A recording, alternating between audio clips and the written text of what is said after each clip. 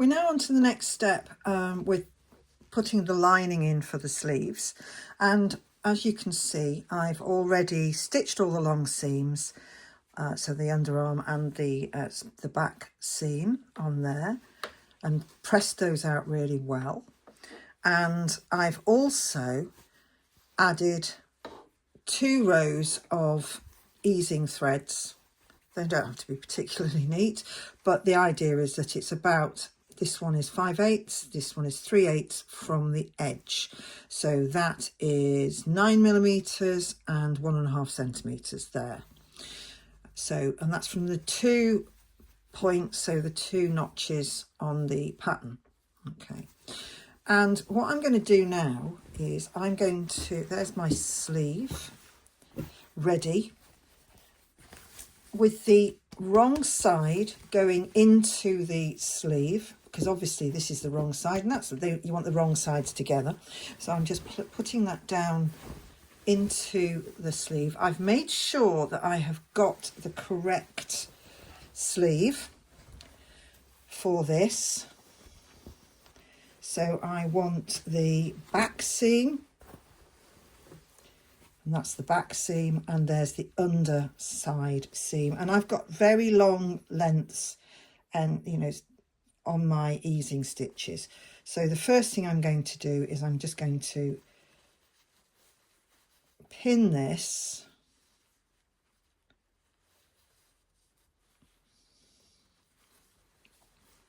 turn that over, oops, and then pin that to the underarm at about where the seam line would be. So I should say I've pinned this, I've turned this under by roughly 1/4 inch, which is 6mm, at the underside of the sleeve, because remember that is much thinner there, so that will be on the seam line, effectively the seam line there. And I've marked the cap where it should line up with the shoulder seam, and again I'm going to turn that over and line it up.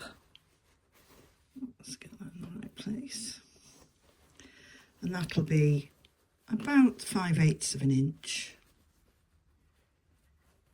Like I said, the easing stitches don't have to be perfect, just need to be roughly in the right place.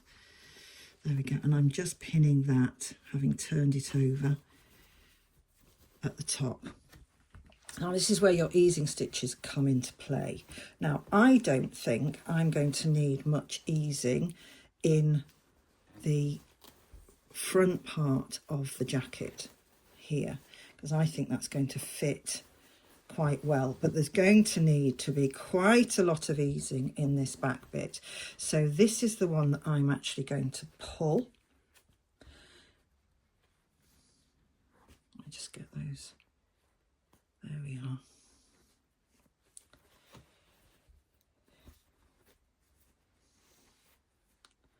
Now I usually find that one side eases easier and pulls easier,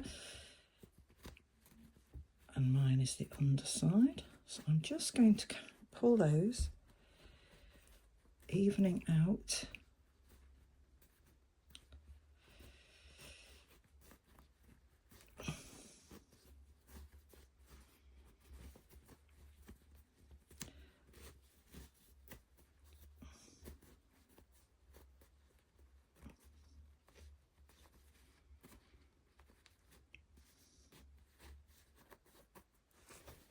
Let's just have a look. So I'm just doing a bit of guesswork,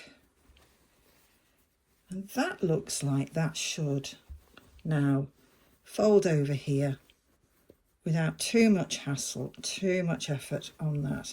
So I'm just going to make sure that all of these are even, or as even as possible, without too many lumps and bumps. I'm not tying it off just at this moment, because I may need to play with that some more. So I'm going to just make sure that that fits in nicely, and then I'll show you what that looks like in a moment. So here's the sleeve, now that I've turned over all of the edges and just pinned it into place. around there. This is the part that I've eased, so I've smoothed out as much as possible the excess fabric there.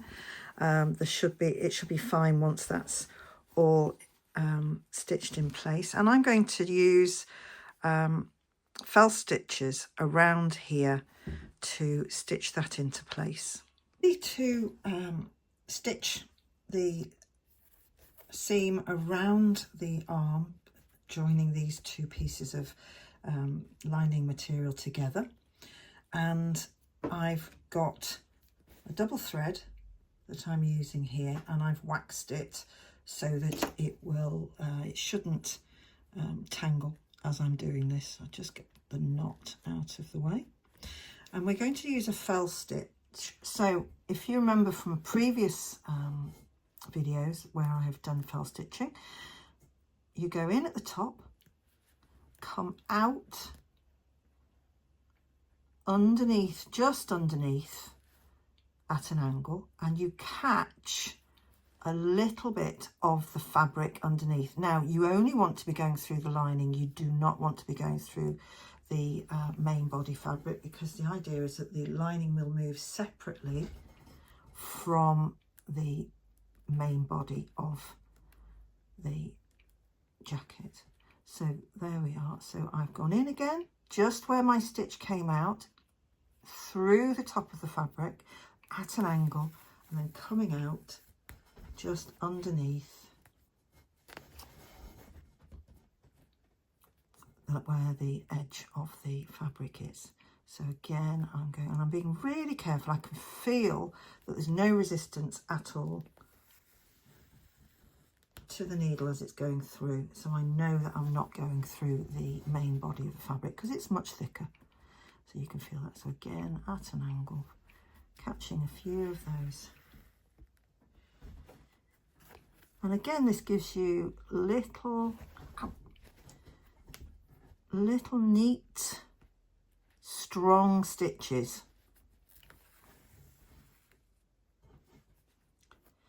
Obviously, with it being double, you do occasionally get one side that comes through quicker than the other. I also wished I'd put my pins the other way, because I keep stabbing myself on these. And again, just underneath. So you're making tiny little stitches, but they are very secure and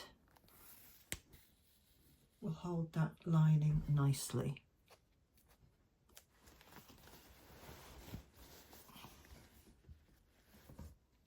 So hopefully you can see this a little clearer than I can. So I'm just coming up to a pin. I'll take that one out. That's a relief.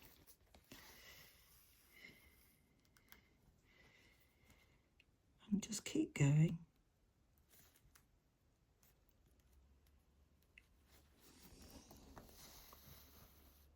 I'm not rushing, I'll just take my time. It's quite therapeutic actually.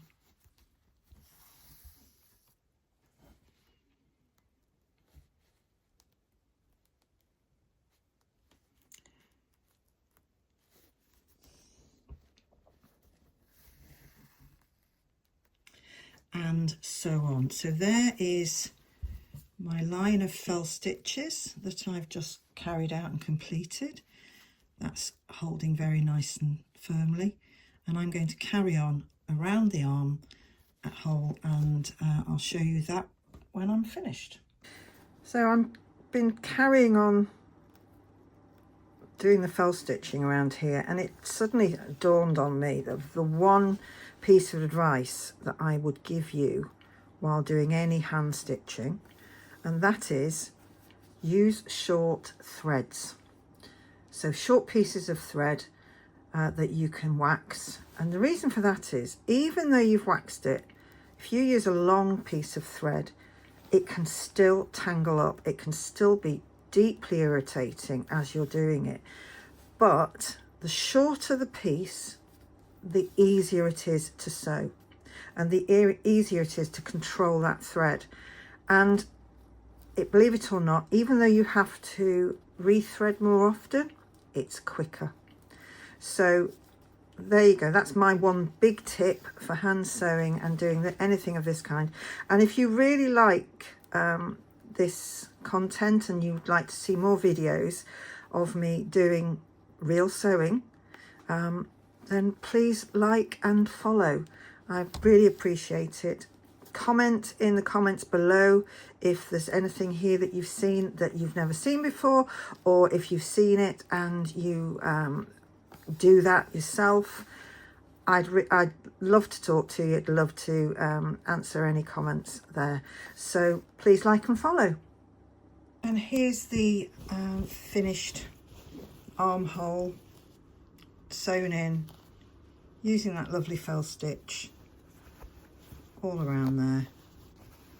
And I've tried it on and it fits really well. There's no pulling. It's there's plenty of fabric, lining fabric in there, and it just feels a lot better than the raw material against your skin.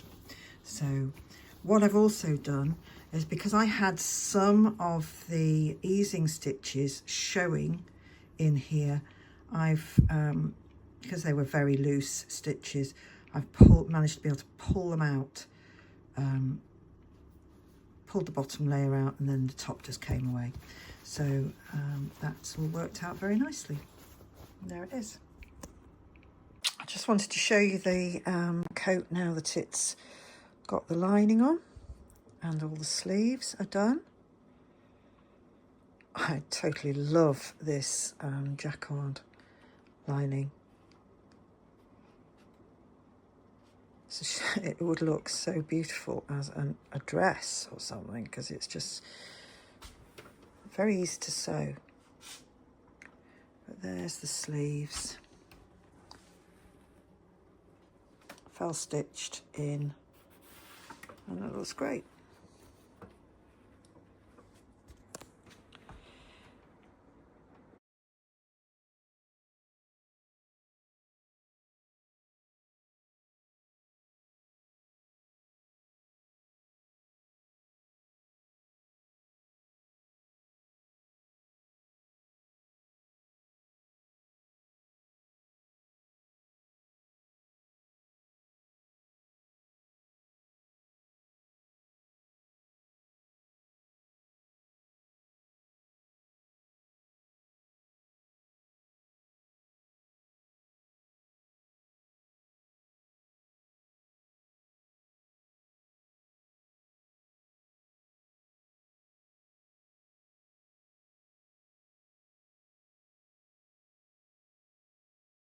So here are the hems now completed, with all of the slip stitches done.